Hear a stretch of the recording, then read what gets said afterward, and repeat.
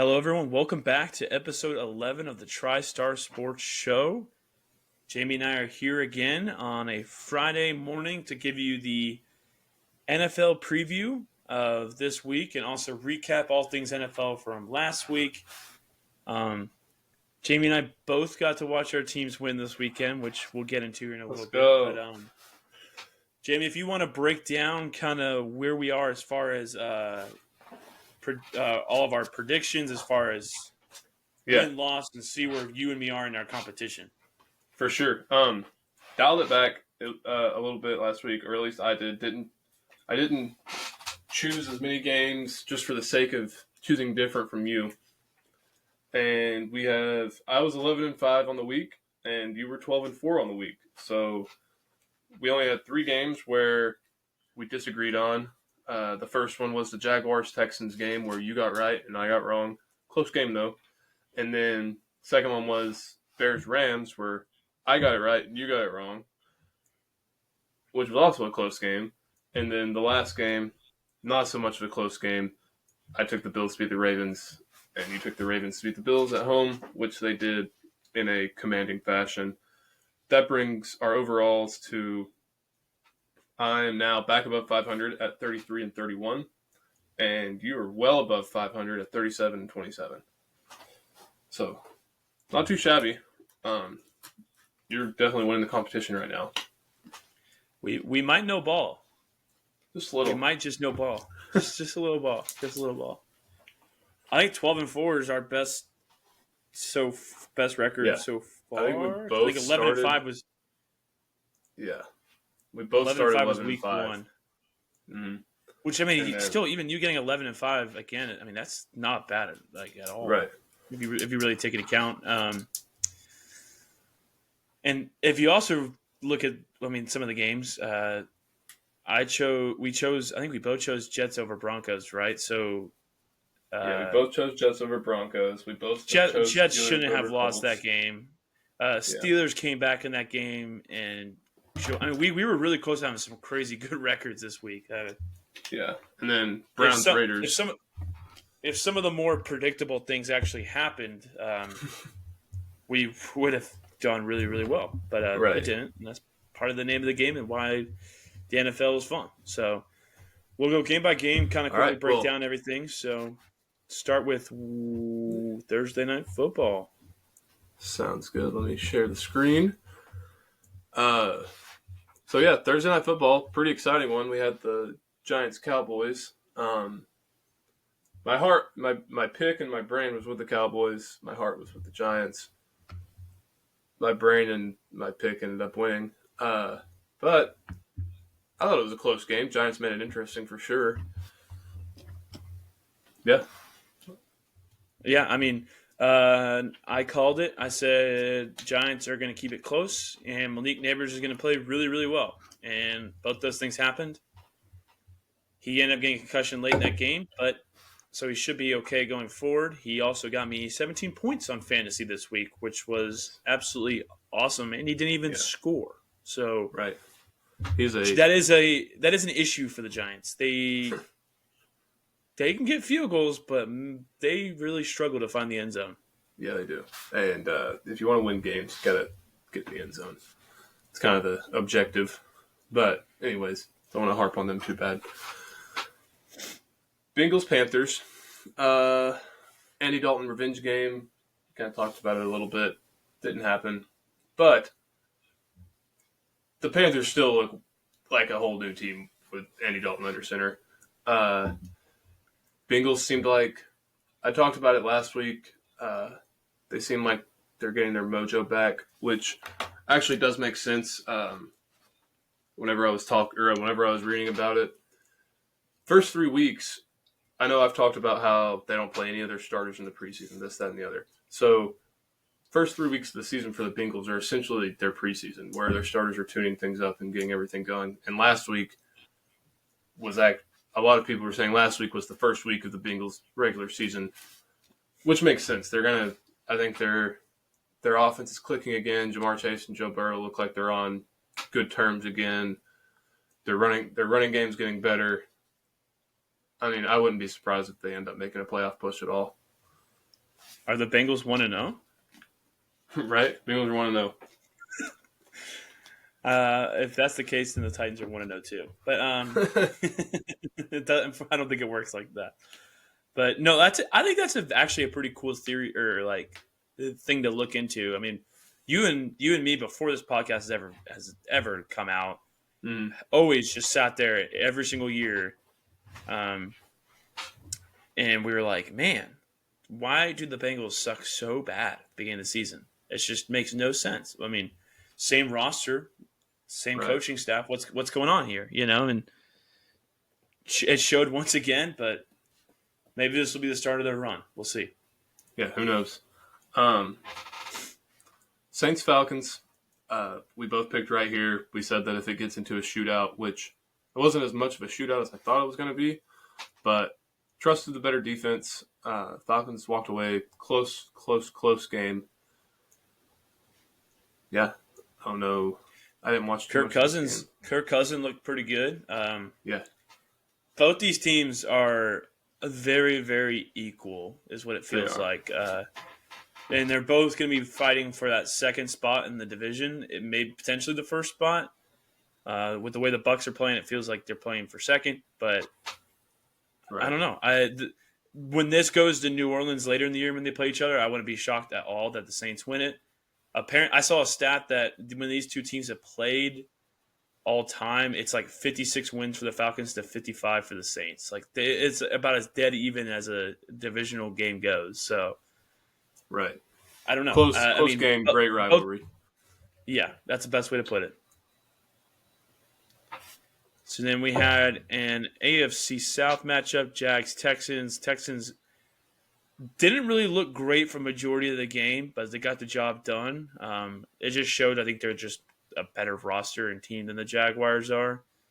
Trevor Lawrence didn't play like awful this game, but nonetheless, the Jags are 0-4 now. So Yeah, that's bad. that is bad. They're the worst team in the NFL now, I think, right? I don't think there's another 0-4 team. Nope. Because you and the Bengals both won. Right, and the Panthers have one win, so. Yeah. I think Joe Mixon being hurt / out really hurts him. I do. From a Texans side of things, I don't think that they're the same team when they don't have at least a threatening run game. So if you're a Texans fan, you want him to get back and get healthy as soon as possible, for sure. I'm surprised by the Jags. I didn't think they were going to be this bad. I didn't think they were going to be great, but I didn't think they were going to be this bad. I said they're going to be bad, but that's besides the point. I saw there was a moment that Laramie Tunsil, their tackle, went out of the game for a little bit, which makes sense. Immediately the Jags started to get some pressure. I don't think the Texans are I know everyone was so high on them going into the season, but sometimes when you add too much, it doesn't always work out. Right.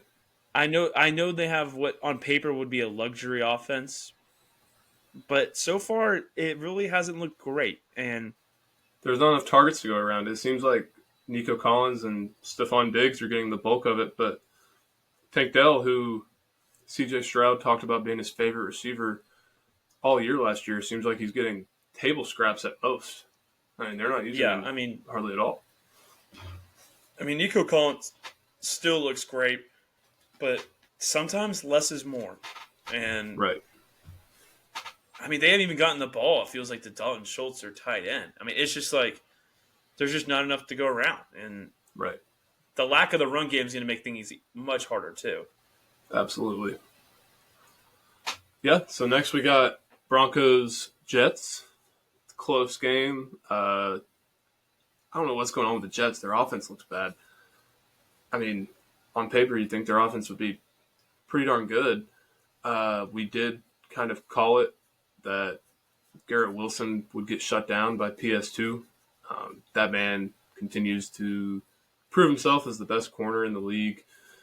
Seems like, I mean, I'm not going to say sit. I said this last week. I'm not going to say sit your top wide receiver if he's playing the Broncos, but don't expect him to do much. I mean, Garrett Wilson did his best out there, and he's a good receiver. But Surtain, man, he's the real deal. Bo Nix looked bad again this game. He looked good 2 weeks ago, but not good this week. I don't know. I thought the Jets should have won the game. Yeah, they should have won. It was an ugly game. But at the end of the day, Bo Nix got the touchdown that the Jets were not able to get the whole game. Right. I was going to look at the stats here because I know I said going into the game, I was like, since they're going to be guarding Garrett Wilson pretty tight, I was like, you should start Alan Lazard. And look at the stats here. Yeah, he had 5 catches, 58 yards compared to Garrett Wilson's 5 for 41. But actually, Mike Williams, who I completely forgot was even on their roster, it had four catches for 67 yards. Yeah. No, I don't know what their offense is doing. It hasn't looked pretty. I don't know.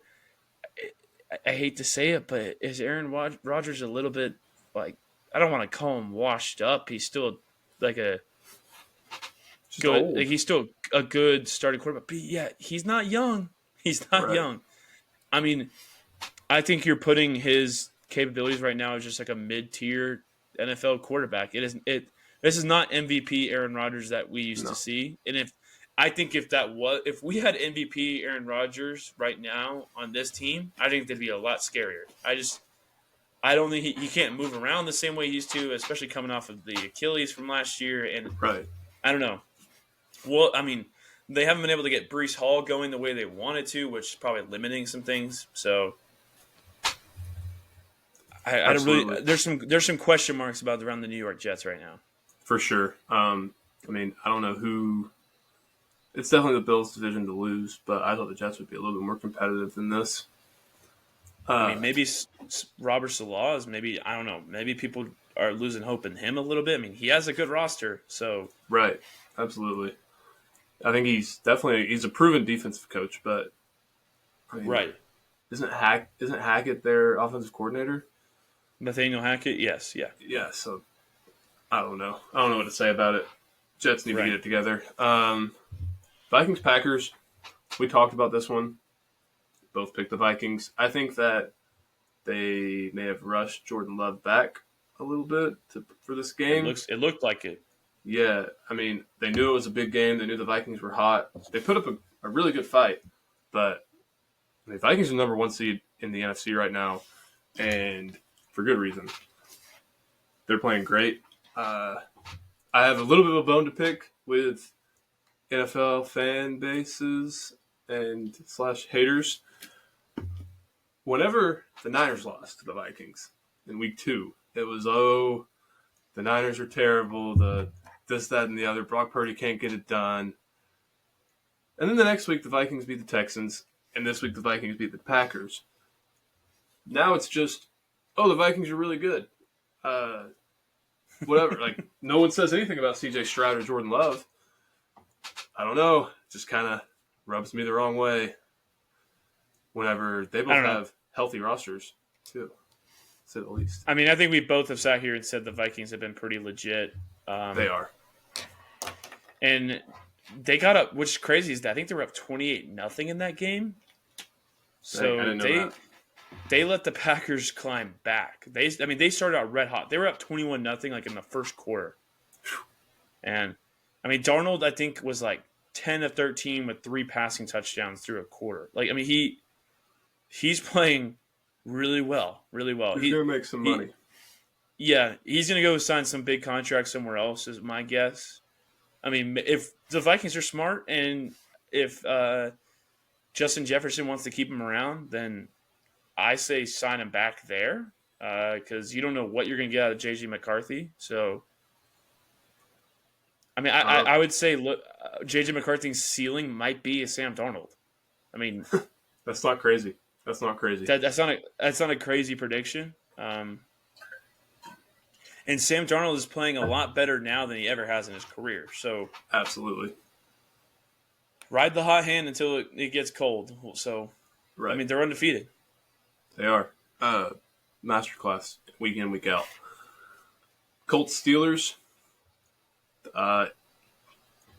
Steelers almost got it done. Anthony Richardson went down. Jonathan Taylor went down.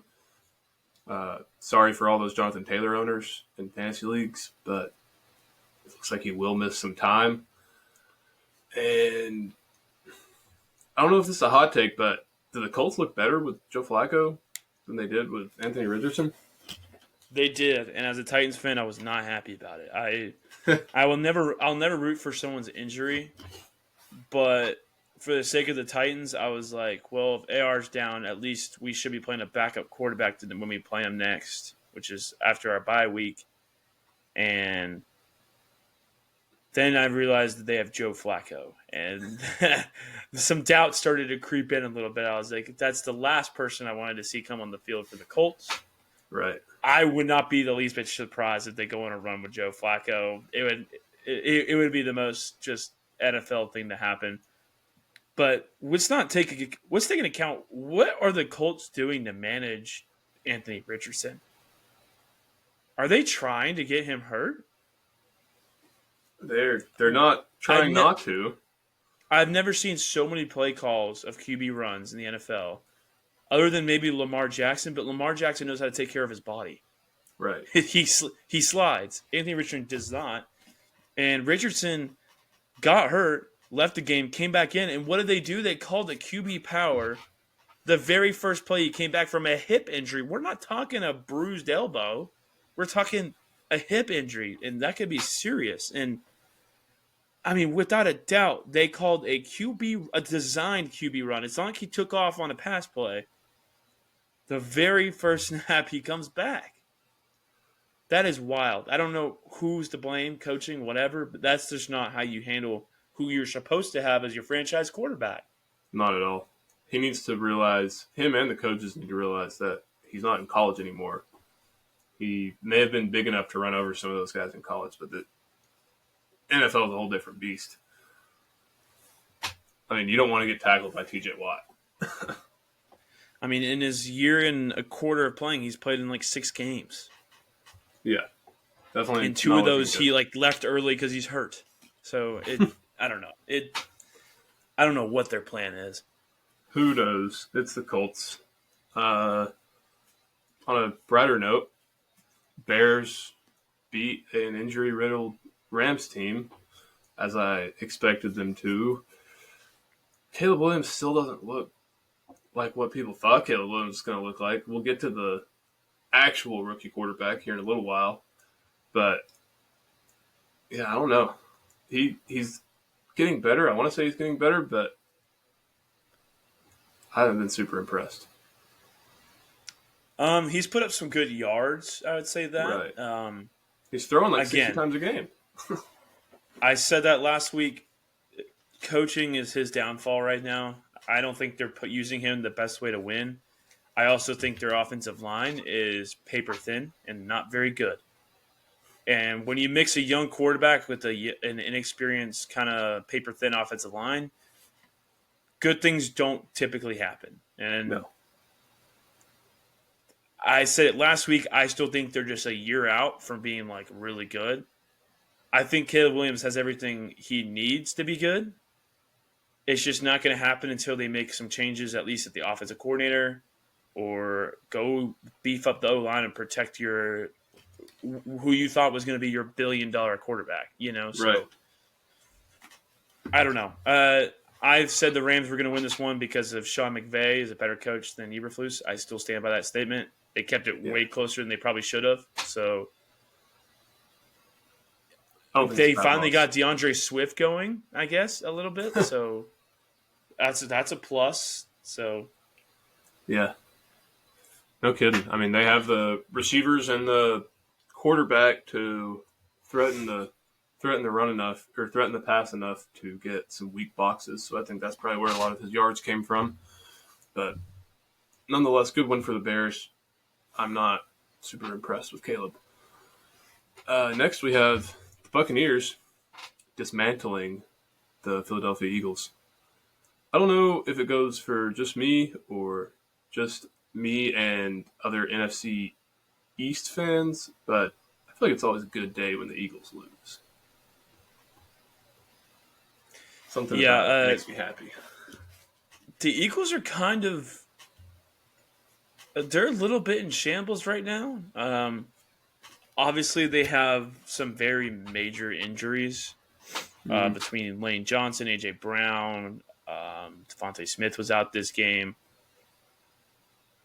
They just haven't really looked good this year. I don't know what the difference is over there. I know a lot of Eagle fans are starting to kind of ask a lot of questions about Sirianni and if he's truly the guy or the right guy for this team.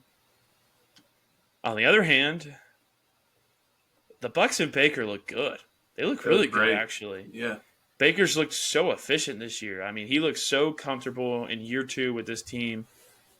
Last year, we saw him revive his career, and it seems like that heartbeat is still beating this year. And they got up big early in this game. Eagles climbed back a little bit, and then the Bucks just finished them off with another touchdown. I don't know. Bucks are an NFC playoff contender for real. I think they're going to win their division, and not a team you want to see in the playoffs. Mike Evans is going to continue to be a problem like he always has, and if Baker plays good, clean, efficient football, and with that defense, they can win a lot of games. Absolutely. Worst part of their game right now is their running game. It seems like Rachaad White can't get it going. Their backup, Bucky Irving, looks more efficient, but not great. But as long as you have Baker Mayfield throwing the ball to guys like Chris Godwin and Mike Evans, they're going to be just fine. And their defense is playing good too. So that definitely plays into it. I think the Eagles will probably get healthy coming off this bye. I think at least what I've seen about A.J. Brown is that whenever he went down, they kind of made the decision to shut him down until after the bye week, which isn't the worst decision in the world. So love to see how they respond in 2 weeks. All right, back in the win column, baby. It was nice to see us have a win in dominant fashion. Debo's back on the field. He looks good. I mean, all of our guys played pretty well.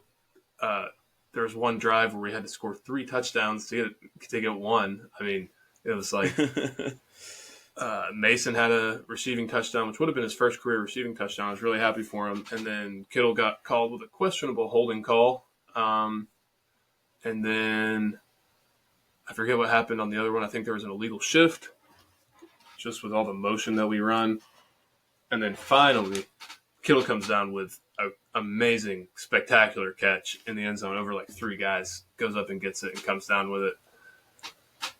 I mean, I don't think it's crazy to call him the best tight end in the league. I know I'm biased, and I know I'll get a lot of pushback for that.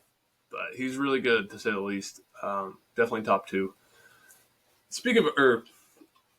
Not speaking of, but what I was most impressed with, and I don't want to say impressed because the Patriots offense is really bad. They're not good. They're one-dimensional. They run the ball. If you can stop that, you can stop them. But our defense looked good. Like really good. And the main centerpiece of that is future Hall of Famer Fred Warner. He's the first guy that I've had the luxury of watching since his rookie year coming to the league, and their first Hall of Fame caliber player I've had the luxury of watching since the beginning, and he's something special. I mean, he's flying around the field, crazy interception, jump up, catch it, fall down, get up, return it for a pick 6. I mean, it was awesome. Hopefully we can build off this, as we still don't have everyone healthy that we would like to, but Super Bowl run continues. I'll let you take the next one, unless you have anything to say about the Niners. As far as the Niners go, I mean, y'all were playing a much worse opponent. Y'all looked good. There's no concern there against the Patriots. As far as Fred Warner goes, I mean, yeah, he's been one of the top linebackers in the NFL pretty much his whole career. Maybe not as much as you can't say maybe not the number 1 when Bobby Wagner was probably in his prime, right. But obviously now with Bobby Wagner not in his prime, it's not much of a debate to really say he's the best middle linebacker in the NFL, and will be for a little bit. Yeah. So yeah, the next game we have Commanders-Cardinals. Man, oh man, Jaden Daniels. That's what I was talking about. Running well, I wouldn't say running away with the rookie of the year race because you do have Malik Neighbors playing out of his mind, and then obviously his wide receiver Marvin Harrison Jr. playing well. Or sorry, I'm mixing up. Marvin Harrison Jr. was in this game playing well, but not with Right. Jaden Daniels. Right. Yeah, I called it going into this week. I was saying that after that Monday Night Football win, Jaden Daniels gained a good sense of like just confidence, and if you give a rookie QB confidence, it can go a far way, and it carried over to this game. I mean, they put up 42 points. Yeah, That's a lot in the NFL, and it is. I mean, he's throwing it all over the yard. He's making great decisions, and their defense is finally catching up. I said going into the season, I thought they were going to have a good defense. I wasn't sure about their offense. Their offense has played lights out, and their defense necessarily hasn't. But their defense is slowly starting to catch up, which is starting to make them like a seriously good team. Yeah, they're good. I don't know. They're good, and Go Cliff play the Eagles, Kingsbury Cowboys. is looking like one of the best. Kingsbury's looking like one of the best offensive coordinator hires this offseason. Yeah, this was a revenge game for him, and man, he put it on the Cardinals. He really did. He really did. Dan Quinn is a good head coach. We've talked about it before, and we'll say it again. I mean, he's got him playing. Brian Robinson Jr. looks good. They were without Eckler this week. Eckler was out with a concussion, and they relied more on Brian Robinson. He did what they needed him to do. They have Zach Ertz at tight end that I wasn't even really aware of. He looks good, not quite like what he looked like back in the day, but yeah, I'm pretty high on the Commanders right now. I'm going to be interested to see when they play the Cowboys and the Eagles and everyone like that. Also, shout out Jeremy McNichols. Yeah, he stepped into that RB2 role and did good. Yeah, he's played great. Yeah, he has. Once again, don't bet against Patrick Mahomes. I don't know how much. There's not too much else to say about this game, except that he kind of screwed himself over when he inadvertently, accidentally took out his number one wide receiver for the rest of the year. Maybe allegedly intentionally. Yeah, Kelsey wasn't getting enough targets. But, I mean, he threw a pick, was running the guy down, went to make one of those QB tackles, I guess I'll call it, where you just kind of like turn around and fall back at the guy's legs. And he didn't know that Rashid Rice was right behind him and ended up taking out his legs. And now, I don't want to laugh. It's not a funny matter when somebody gets injured. I mean, but it's ironic because it's friendly fire. You know, it's just like it's like it's one thing when your player goes down. It's another when your starting quarterback takes out the knee. Like, how often do you see a starting quarterback take out the knee of your best receiver? I guess. Let alone Patrick Mahomes. How does this affect Patrick Mahomes' legacy? It doesn't. No. They still won. Honestly, we're now just going to see a heavier dose of Xavier Worthy, which I'm kind of interested to see how that goes. I've actually seen some pretty scary conspiracies involving a certain wide receiver one at the Raiders and a potential that is trade. True. Today it did come out that Devontae Adams and the Raiders would not be opposed to a trade. Oh gosh, that's all I gotta say. I don't want to see that happen. If Mahomes gets his hands on Devontae Adams, just remember Devontae Adams at one point was one of the best 3 wide receivers in this league. Yeah, and he's always had it in him. He got away from Rodgers. Right. You give him a better Aaron Rodgers than Patrick Mahomes. Yeah, three peats might be really happening, and it's not going to be good.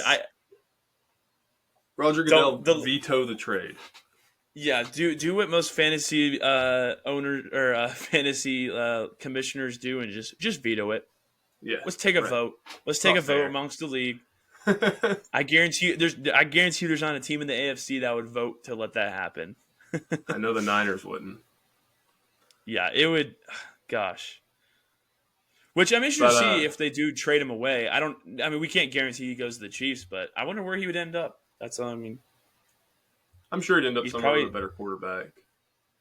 Probably tired of playing with Gardner Minshew, to be honest. I think he knows his prime is coming to an end, so he probably wants to spend that winning somewhere, and I don't blame him. I mean, I think a big part of him going to the Raiders was to go back and play with his college QB and Derek Carr, and then did they even play a year together? One season. They played a season together, and then they ship off Derek Carr, and all of a sudden you're playing with Jimmy Garoppolo / Aiden O'Connell, and now you have Gardner Minshew. I wouldn't be happy if I was Davante Adams. I would not be either. So, but yeah, speaking of the Raiders, they actually won this week. Good job. We both picked the Browns. Thought they were going to get it done.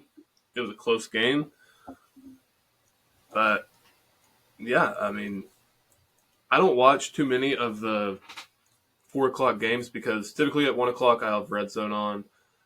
4 o'clock the Niners play, so that's the only game I'm focused on.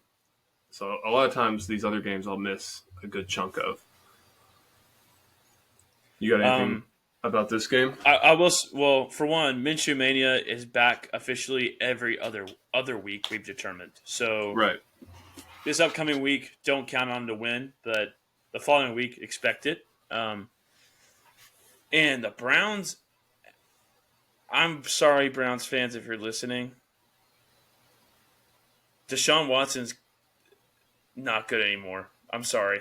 I'm going to say it, and maybe I'll eat my words and he'll turn things around, but he does not look good. No, not at all. Whether he's gotten older, lost a little bit of his athleticism, maybe his love for the game has gone out as he's gotten big contracts. I mean, he's had all the off-the-field issues and on multiple teams now, and he got hurt multiple times. And we saw Joe Flacco come in last year, and he ran the Browns offense like it was perfect. Right. I don't know what the issue is, and I think the only common denominator would probably be Deshaun Watson in the situation. I mean, not having Nick Chubb doesn't help, but Nick Chubb's been out before and they've won games. So I don't really know what their issue is. I think Jameis Winston's their backup, and throw him in. Put him in. I wouldn't hate seeing him in. I mean, Jameis is unintentionally one of the funniest people in the NFL. And fire him up. Famous Jameis. I mean, he's always doing the pregame speeches for the team, so give me Jameis. Yeah, for real. Alrighty, Sunday night football. Oh man. Bills they couldn't get anything going. The Ravens defense commanded the game, and whenever you have a defense combined with a running attack like they have, I mean, you're going to be, especially at home, you're going to be in control. You're going to be in the driver's seat for a lot of the game. Derrick Henry started the game with a vintage run, 87-yard touchdown. I mean, I think at this point that like a Henry touchdown is damn near a lock every week. But yeah, they put the Bills in a spot where they had to pass. They couldn't. They took away their threat of running the ball with James Cook, and I mean Keon Coleman came up with some good catches, and Shakir had some good plays as well. But the Ravens just started the game with controlling the ball and never looked back. Derrick Henry is very much still the king. He is. It makes me so sad. It makes me so sad. Every time he scores, I get sad. Well, and there's the people out there like, you should be happy he's on a winning team. No. I'm jealous because I want him on my team, and I'm going to pretend like it was a good decision and that we mutually parted ways and it's good for everybody. But deep down, it hurts, and I think it hurts the most because he went to the Ravens. That's the truth. I think the Ravens was the only team. Okay, but outside of the division, it was probably the Ravens and Chiefs, probably the only two teams I would actually be upset that he joined. He could have gone literally anywhere else in the league, and I would have actually kind of rooted for him. But it's the fact that it's the Ravens, and we have our history with the Ravens, and I know he didn't do that just to piss us off. He just did it because it was the right decision, you know. Right. But They're the best running attack in the league. He looks every bit of healthy and rested and ready to go. And I don't know what the league rushing leaders are, but he's got to be up there now. I mean, he had over 200 this game. He had 150 against the Cowboys. I don't know. I don't know what the standings are, but he can't be far off. I mean, I don't know what other running back in the NFL is really up there. He's one. Jordan Mason's two. And then followed by Saquon Barkley, Alvin Kamara, and Jonathan Taylor. So I was going to say Kamara, but yeah, he's still king of the castle. He is. And he's not going anywhere as long as he stays healthy. He's coming down to about to hit 10,000 yards in his career. He's about 300 away or something like that. So that's crazy. First ballot Hall of Famer, no doubt. Absolutely. Yeah, for sure. Well, all right, Tegan. Hey. Take your victory lap. We don't get these often, okay? Not anymore, at least. Today's episode, we don't have a Tegan's Titans tantrum. We have something way, way better. It's the Tegan's Titans triumph. We won a game. Yeah, thank you for a the round of applause for the Titans. Look. And somehow, it wasn't pretty. We won 31-12. The score looks a little bit better than we probably played. Shout out our defense. They are number one in the NFL after 4 weeks. I mean, they pretty much – I know they were without Tua, but we allowed nothing in the running game. We didn't allow Tyreek to get the ball in space.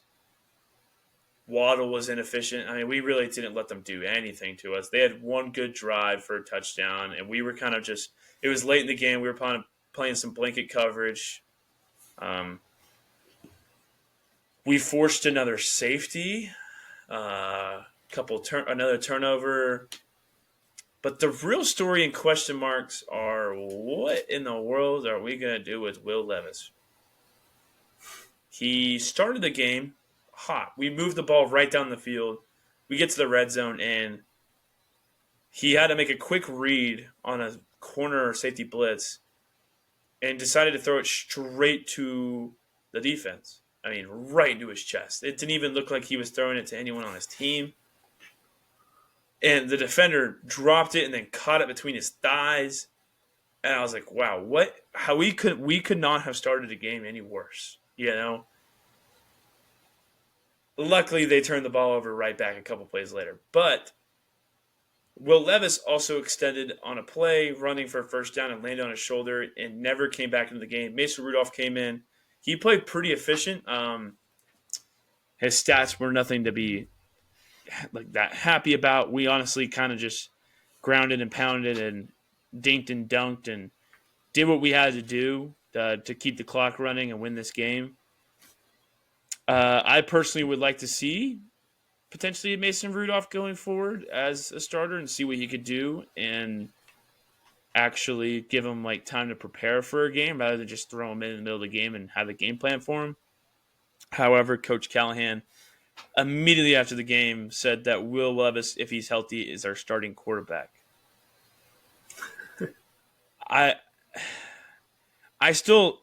There's still such a part of me that wants Will Levis to be so good.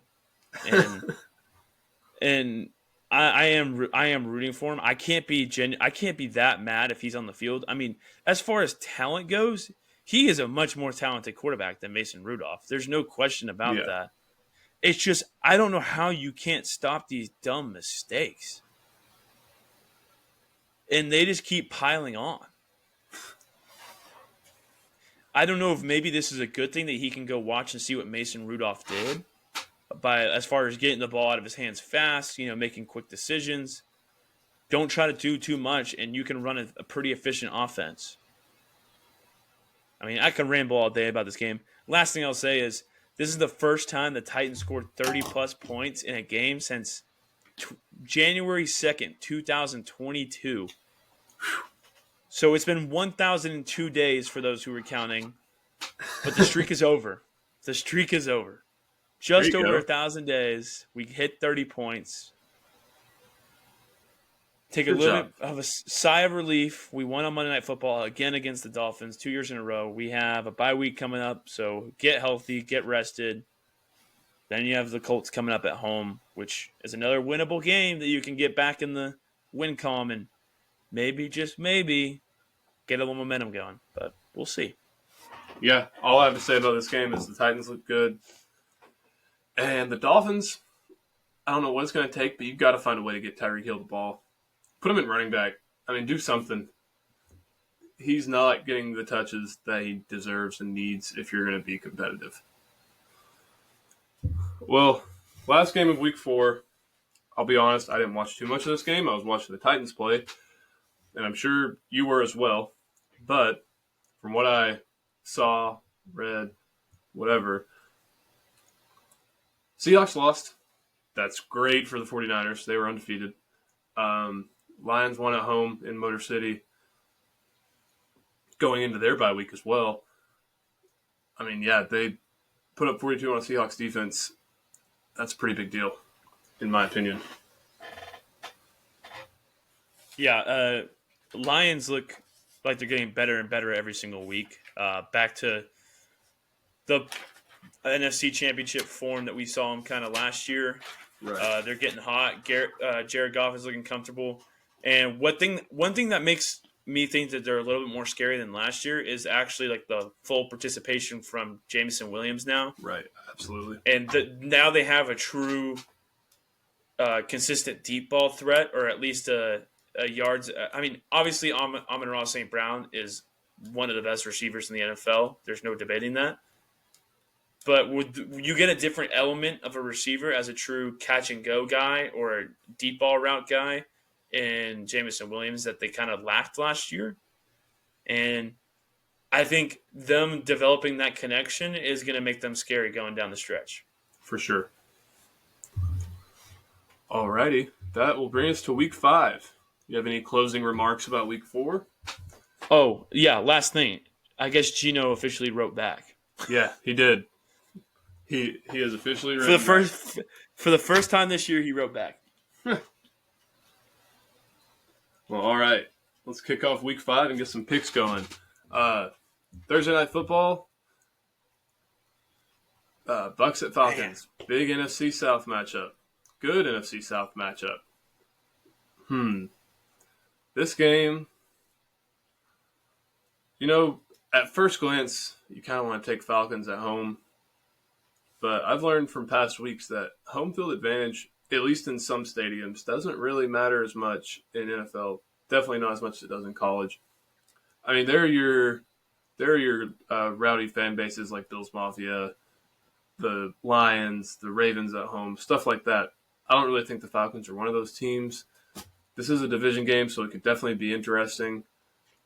But I think I'm going to take the Buccaneers here to officially establish themselves as the best team in the division.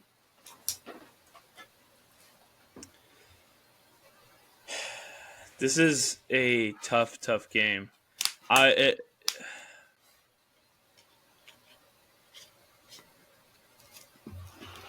going to disagree just to start out and make Thursday Night Football a little more interesting.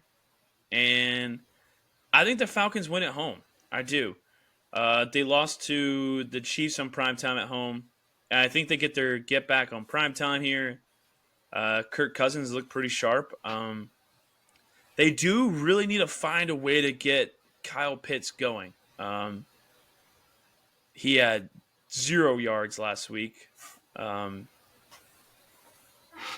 I think they're probably. I've always been thinking they've been using him a little bit incorrectly. I think they stop using him as a wide receiver. Plain and simple. I know he's not your typical tight end, but that can give you a more dynamic tight end if you just put him at tight end. Right. At what point does it become not a coaching issue, but a Kyle Pitts issue? I mean, they're on their third coach since he's been with the organization.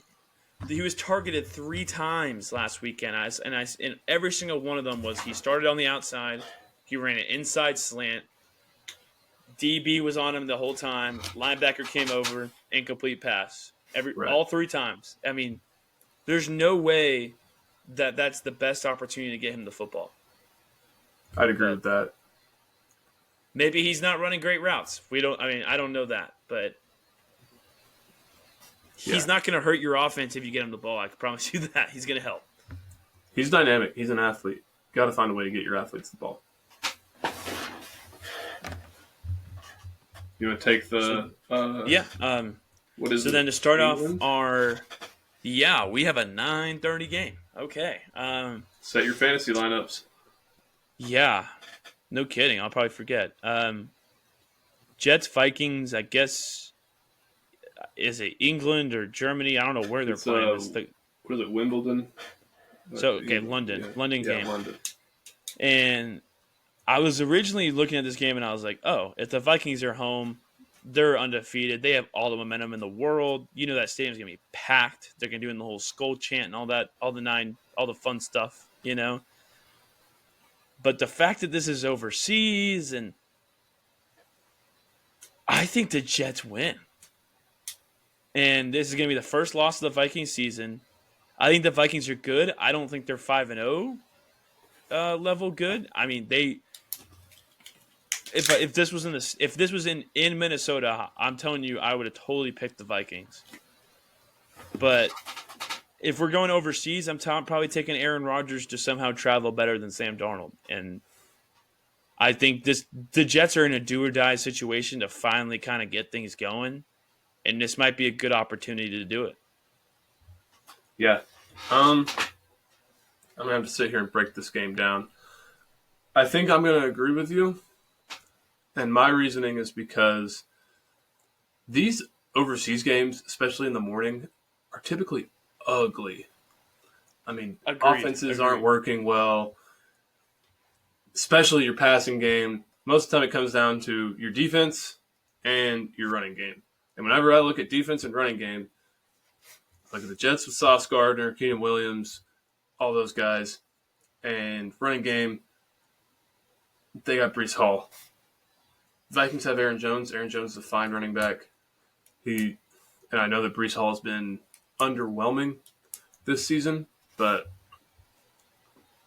I don't know. I think I'm going to take the Jets as well in London at 9:30,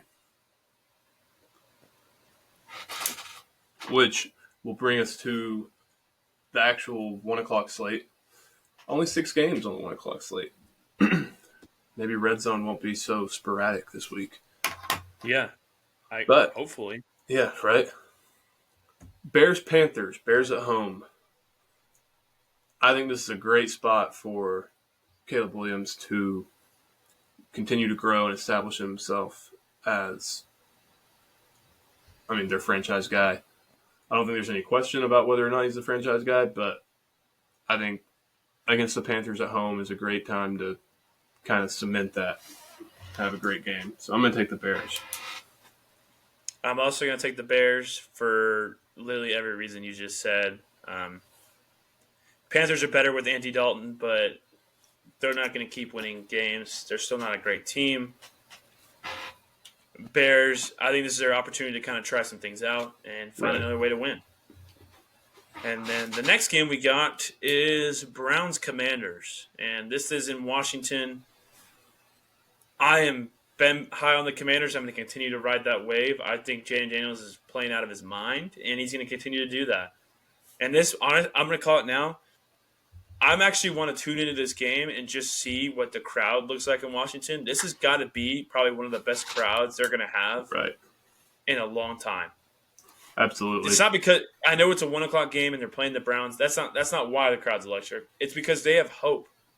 They have a guy at quarterback right now that's playing better than anyone they've seen in forever.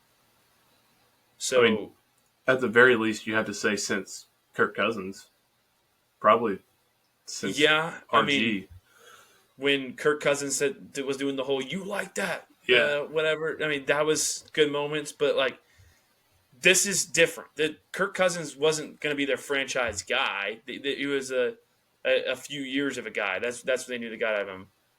They thought RG3 was going to be their franchise guy after his rookie year, but there's something different going on right now.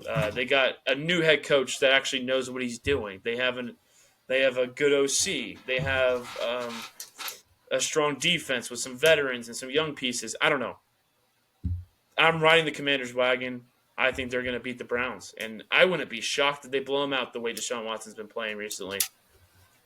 Completely agree. Definitely going to take the Commanders this game. Definitely going to take Jaden Daniels over in rushing yards. Probably going to take the Commanders to cover whatever it is. But, I mean, yeah, I'm really high on him right now. I have Brian Robinson in one of my fantasy leagues. Hopefully see him keep it going. I know the Browns have a good defense, but I just don't think their offense can keep up with the Commanders' offense. So, yeah, we both have Commanders. This one's going to be bad. I was just thinking that. We have the Patriots the Dolphins in New England against the Patriots. I mean, I don't know what the over/under set at, but if it's above, Can we pick tie? wouldn't be a crazy thing. 0-0? Can we do that? Are we able to do that? It'd be crazy to hit. Yeah, I don't know. I mean, if the Dolphins don't find a way to get Tyreek Hill the ball, which, based off what I've seen, they haven't been able to without Tua in there, I'm going to take the Patriots at home, especially at home, and they're just going to do what – I mean, I'm not knocking the Titans at all. They played the Dolphins. They won. They beat the Dolphins. Great job. But they can do everything that y'all did to beat the Dolphins too. They can run the ball with Ramondre Stevenson. They can dink and dunk to their receivers. Jacoby Brissett may not be the best passer in the world, but he can definitely hit his checkdowns. And if they can do that, and their defense, I mean, I think the Dolphins' offense will probably stop itself. I don't know. I'm going to take Patriots. I am also going to take the Patriots. Historically, for some reason, no matter how bad the Dolphins have been and the Patriots have been good, the Dolphins have always found ways to beat the Patriots. However, the Titans just gave the league an exact blueprint of how to play the Dolphins without Tua right now. Unless Tyler Huntley decides to kind of figure out some things and become a better passer and actually get some timing with Tyreek, which he didn't show on Monday night of Titans-Dolphins. Because they really did try using jet sweeps and everything to get him the ball in space. But if you know it's coming and you contain it, it's going to be a loss of yards. And I think Gerard Mayo is smart enough to know to watch that game, see what the Titans did, kind of follow that blueprint and ride that wave. And I think the Dolphins are in serious trouble right now. Tua is not expected to be back till week 8 at the earliest. And if they don't start winning some games while he's gone, their season's kind of a wrap. And I mean, it almost feels like a must-win for the Dolphins, but I'm still going to say that they lose. Yeah, I mean, it is a must-win, especially divisional matchup on the road. But until they prove me otherwise, I'm not going to pick them. And they haven't given me any reason to prove me otherwise. So, both have Pats in that one. Colts Jags. I just looked it up. Anthony Richardson is day to day and has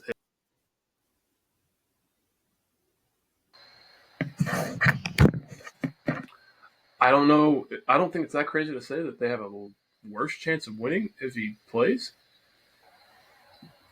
But the Jags are bad. I'll concede to that. You're right. Jags are really bad. Are they 0-5 bad against the Colts with no Jonathan Taylor? I don't think they are. I'm going to take the Jaguars here. I am also going to say that the Jags go and win their first game. I think if the Colts are smart, they go ahead and sit Anthony Richardson. It's a big if. And I know that Joe Flacco is probably gives him a better chance right now than AR, what it feels like. However, Jags are at home. I think they just know that they have no other option but than to win this game. And I don't think I've been really that impressed with the Colts just in general. So I don't think there's some powerhouse by any means. So I think the Jags finally make it into the win column.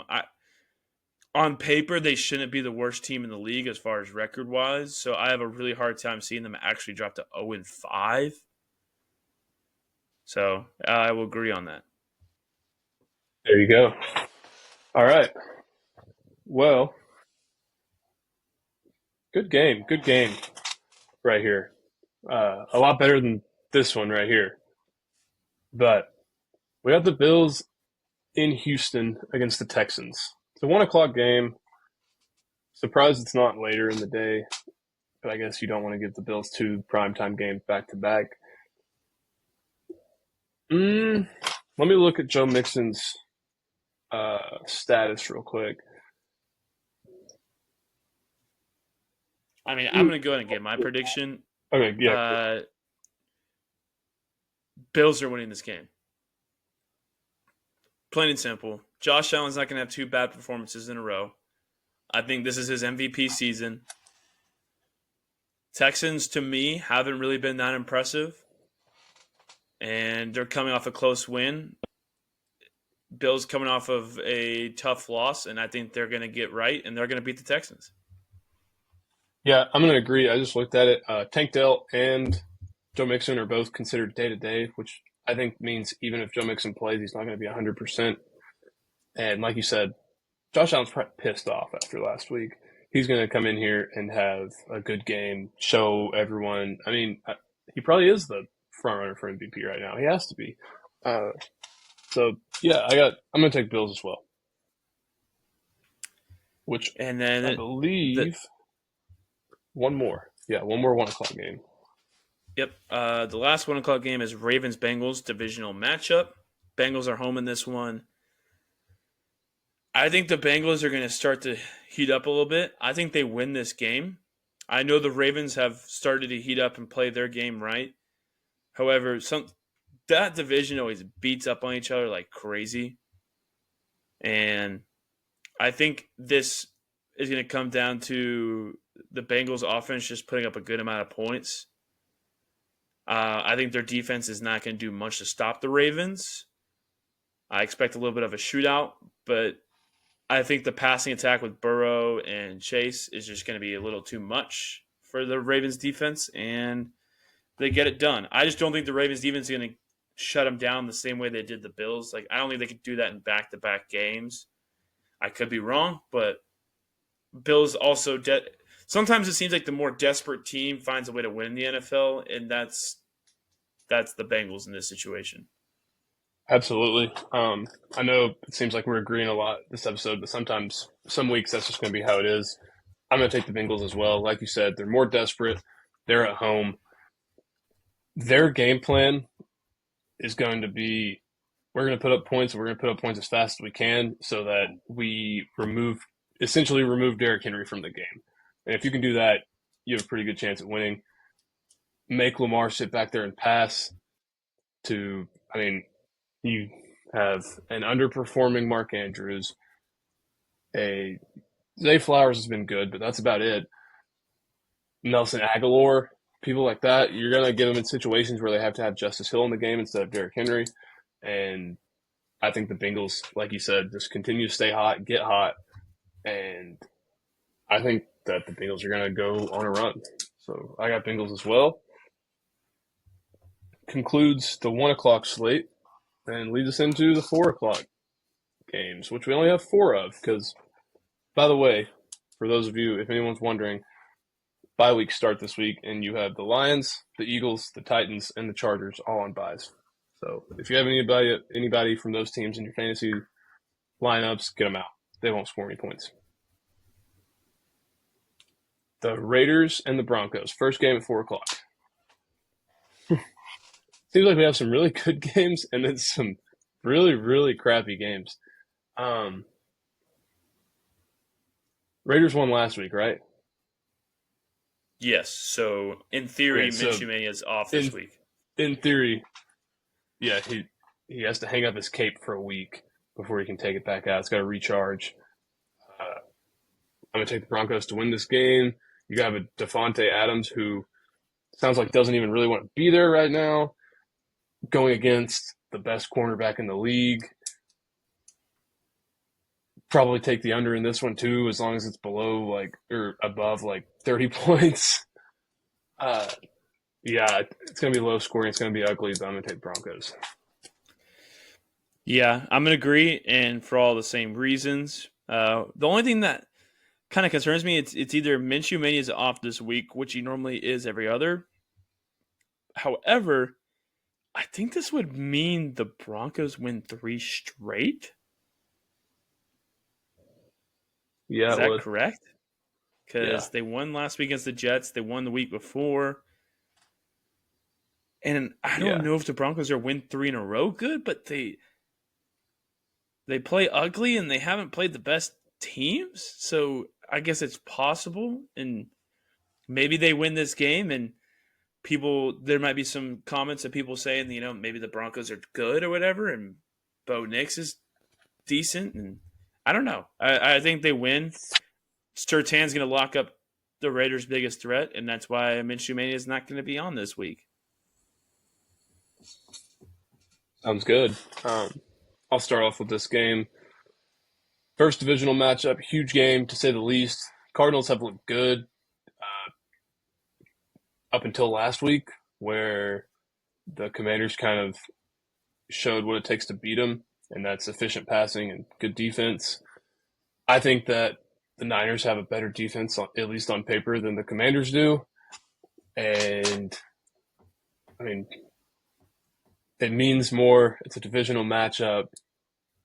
We typically do pretty well against the Cardinals. I know that they kind of have a revamped offense and that Kyler Murray is always going to give some people troubles just with the way that he can move around. But I'm not going to pick against my Niners. Hopefully we're at home. Hopefully we start the division schedule 1-0. So go Niners. This is an interesting game. Y'all are still slightly banged up, correct? Devo's back, Kittle's back. We have McCaffrey's not going to come back for a long time. By the way, it came out that he has tendonitis in both of his ankles. Wonderful. Or calves, whatever it is. Ayuk's always been back. Jawan's there. So you guys are fully loaded. As far besides minus McCaffrey. Yeah. Besides the guys out for the season, we're fully loaded. And the Cardinals have been so hit or miss this season. I think they're going to keep it close with you, but I'm going to have a hard time betting against the 49ers at home, so I'm going to go with the Niners. I wouldn't be shocked if they score a few big touchdowns against your defense, and it might be irritating, but when push comes to shove, I think y'all will get it done. I agree. All right. Giants Seahawks. I really want to take the Giants to win a game, like one of these bigger games. But the Seahawks are at home. they got the whole 12th man or whatever you want to call it over there. Um, they have good DBs and Devon Witherspoon and Reek Woolen. I'm not saying they're going to shut down Malik Neighbors by any means, but they could definitely slow him down. And if you take away Daniel Jones' only hope of being a decent quarterback, I think you have a good chance of winning this game. Kenneth Walker's back. He's healthy now. Seahawks are playing good. They lost last week, but I think the difference in playing the Lions on the road and playing the Giants at home is pretty stark. So I'm going to take the Seahawks, sadly. I originally was going to take the Giants. And if Malik, I'll say this, and we can update this on Sunday. If Malik Neighbors is playing, I'm taking the Giants. If he's not playing, I'm going to take the Seahawks. I don't know if we're allowed to do that, but I'm going to do it as long as I tell you before the game. I think the Seahawks are bound to lose again. I don't think they're that outstanding of a team. They just started out playing some lesser opponents. I think the Giants aren't a great team by any means. However, feed Malik Neighbors and good things can happen. And like I said, if he's playing, which right now I just checked, it's up in the air. They kind of didn't really give much detail on that. If he's playing, I'm going Giants. If he's not playing, I have to go Seahawks because I don't know who else they're going to throw it to. Sounds good. I'll let you take the next one. So then we got Packers Rams to close out our 4 o'clock slate on Sunday. Rams are home against the Packers. Rams still beat it up and battered without their 2 receivers. I don't know. Are they expected to come back anytime soon? I don't know what the status on that is. One of them's on IR, so no. I don't know if they ever sent Kupp to Cooper IR. Kupp is officially out already against the Packers. So, and then Puka is on IR. I'm going to have to go Packers win this one on the road. Jordan Love, I feel like was, like you said, forced back a little bit too early last week, and he made some mistakes. But I think he got the rust off from the injury, and he'll have a good bounce back week. I can't imagine him playing the way he did back-to-back weeks. And despite throwing the 3 interceptions, he still threw for 4 touchdowns, and they crawled back in a game they were down 28 in and lost by 2. Yeah, I agree. I think he looks better this week than he did last week. Rams don't look good without their top 2 weapons. I'm going to take Packers on the road. Packers are a good team. I know they're missing Christian Watson, but it seems like Dontavion Wicks is coming in and filling that role just fine. They have a lot of, like, not really super good receivers, but all of them play their role and can get open and catch balls from Jordan Love. So, also, look for Josh Jacobs to have a big game this week. He's going to probably be a big part of that offense and run all over the Rams, especially if they get up. Excited because I have him in my fantasy league. All right, so that brings us to Sunday Night Football, which I'm sure everyone's going to be on the Cowboys this game because it's Sunday night and this, that, and the other. But I tell you what, I'm going to go with the Steelers. I know it's probably like a hot take, whatever, or like a popular hot take, I guess. But I'm going to take Steelers. I think they're at home. They got good defense. I think the Cowboys are frauds. Ezekiel Elliott looks like, I mean, they just have him out there as like sympathy or pity or something. I don't know why he's even playing anymore. He's not good. Yeah, I think the days of the Cowboys being regular season champions are over. I'm going to take Steelers. I'm going to take the Steelers, but I'm not going to go as far as you did on the Cowboys. I know there's a lot of hatred there. I don't like the Cowboys either. Main reason why I'm picking this is Fields has been playing pretty solid. Mm-hmm. They're at home at a night game in Pittsburgh. This is one of the places in the NFL where home field does matter, especially at night. They're going to have the terrible towels going. It's be a sellout crowd. Cowboys got away with a close one with the Giants, to be honest. They got destroyed by the Saints. Trying to remember who else they've played. There's been some question marks, especially on the defensive end. If the Steelers can consistently put up points in this game, the way that the Cowboys have been surrendering points, I think they're going to win this game. I really do. And I don't know if the Cowboys are going to be able to keep up with TJ Watt and that defense. I agree. Well, last game, I have a feeling we're probably going to agree on this one again. I'll let you kick it off. Yeah, we got Saints Chiefs on Monday Night Football. This is in Kansas City. How on earth could we? Number one, how are we going to be? I've already made it very clear I'll never bet against Patrick Mahomes on this show. Then you take in the fact that it's a home game on prime time on a Monday night. If you thought they already had enough home cooking from the refs or whatever, it's going to be a lot worse in prime time. I can promise you that. The absence of Rashid Rice is a interesting factor, though. If they were to lose, I could see it being this week because they just don't know where to go with the ball necessarily. I think they're going to probably lean on the run game pretty heavy with Kareem Hunt now. And they probably are going to use Xavier Worthy like he's Tyreek Hill. And I think Kelsey probably starts to get a bigger role as we go. Yeah, I'm going to have to take the Chiefs. I just can't convince myself to do otherwise. It'd be kind of crazy if they start 5-0, but yeah, it would be. But yeah, like we've said this. I know I picked against them in week 1. I'm not going to make that mistake again. This may have been, I guess, a little bit more quote unquote of a cookie cutter, boring episode, whatever you want to call it, because we did agree a lot. But sometimes these games, I mean, we have a lot of similar opinions on a lot of things, especially in sports.